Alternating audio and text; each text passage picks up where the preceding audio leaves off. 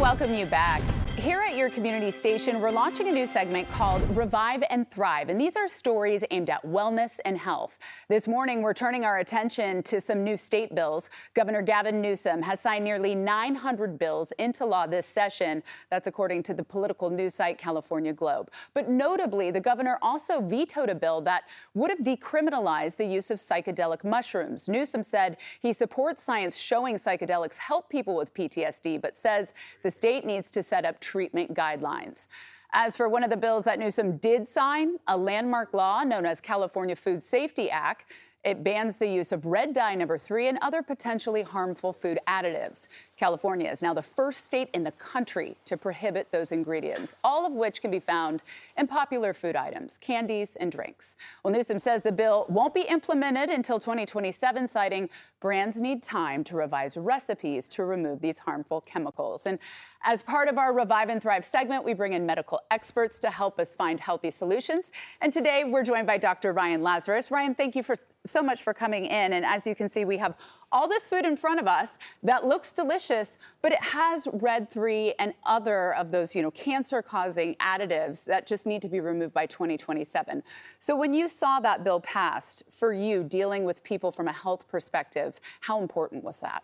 I think it was a major step in the health of this country and our state.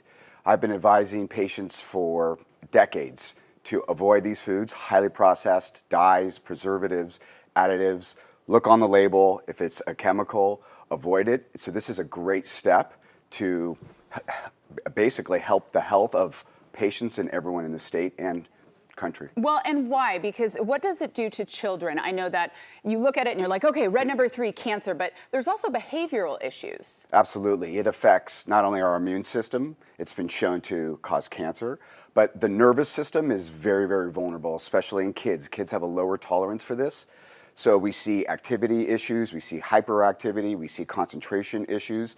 And so removing these away from the most of the trash, the cereals, the pastries, the candies, major step for kids. Yeah, and especially as we're getting ready for Halloween. So what do you advise our viewers at home to do? Are they just going through the aisles at the grocery store looking for, red 3 and the other additives and saying, I'm not going to get this product until 2027 and we know it's safe? I've been advising people for that, and absolutely don't wait. Again, look at the labels. You got calories, macronutrients.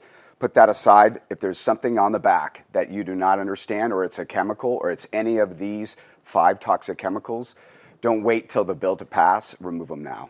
Okay, so let's switch gears and look at the psychedelics. It's obviously a bill he didn't pass. But do you see him eventually passing it? Because there are some pros when it comes to dealing with PTSD and other medical issues. Absolutely. The science is very strong, showing the benefits of these mycelium strains, which are mushrooms, specifically the compound psilocybin. Psilocybin has been shown for many years to be very beneficial for kind of resetting our brain and our narrative about our own experiences. And so there are great clinical data and clinical experiments that are showing this should be used for PTSD, anxiety, depression, and many other neurologic issues. So why don't you think he passed it? The regulations? I can't speak to that, but there's research, again, showing it's effective. It should be done with a little bit more regulatory oversight, the dosage, who is administering these. But the science is very strong that this is very beneficial, and I think it will help a lot of people. And he did say that there need to be more regulations in place so it's used effectively and appropriately. Well, it is World Menopause Day, and so when you look at your hormones, I'm 43 years old. I don't even know where to begin with this, and that's why they have a World Menopause Day, is to help women and support them during this time. So when do you start looking at hormonal replacement therapy, especially for someone that, I might be years away? Yes, HRT is a very big topic in the menopausal world. In my role as a functional medicine doctor, I'm always looking at the underlying issues that are leading up to menopause issues. And these things are, again, proven with science. So cortisol levels and adrenals and gut issues, those are pre-existing issues that can make menopause very painful and very harsh. And so I'm trying to improve their diet. I'm trying to look at their blood chemistry and looking at their cortisol levels to make sure that they are easing into menopause effectively.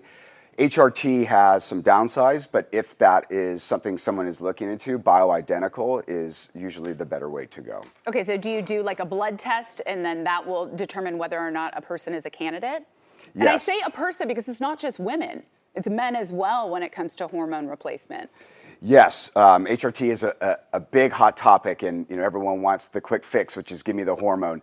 Yes, in my opinion, running these very important adrenal tests and blood chemistry tests and gut, and really looking at are there underlying dysfunctions that are causing these hormonal issues? Can we improve those first? And if it is a really disabling condition for a woman and the quality of life is very, very bad because of these menopause, then speak with your doctor. Maybe look into bioidenticals, like I said before, HRT. There is some conflicting research about HRT. Dr. Ryan Lazarus, thank you for joining us. So you're telling me not to take this home to my children today? No, that is going in the trash as soon as we're done. All right, Can we get a trash can? All right, thank you so much. Reed?